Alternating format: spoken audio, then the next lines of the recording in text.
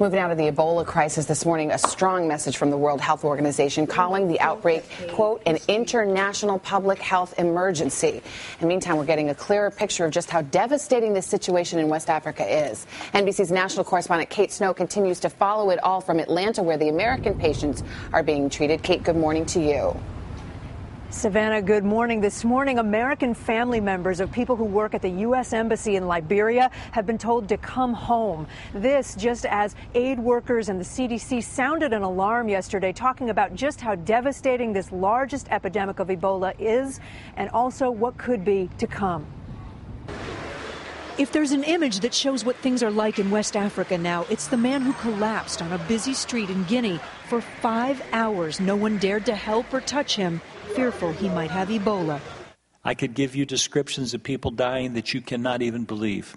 On Capitol Hill Thursday, blunt warnings from a leader of the aid organization the 2 American Ebola patients worked with.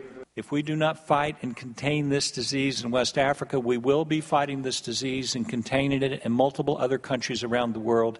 And the truth is, the cat is most likely already out of the bag. The head of the Centers for Disease Control, far less dire. We can stop Ebola. We know how to do it.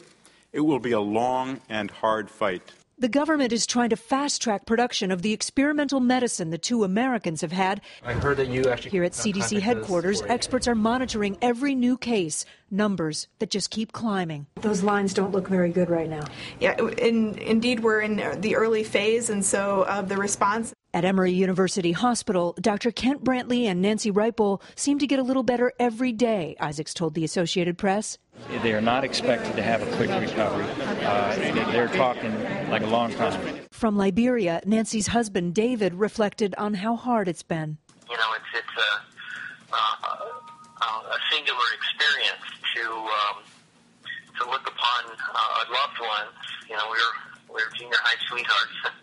To see her on the brink of death, and knowing that there was nothing I could do to prevent that. CDC Director Frieden assured us that there is very little risk. He's confident there will not be a large Ebola outbreak in this country. We have the facilities to isolate people here. But, Savannah, I can tell you that in this building behind me, they're getting phone calls every day from hospitals worried that they might have the next Ebola case. Savannah? Absolutely. Everyone wanting to take an abundance of caution there. Kate, thank you very much.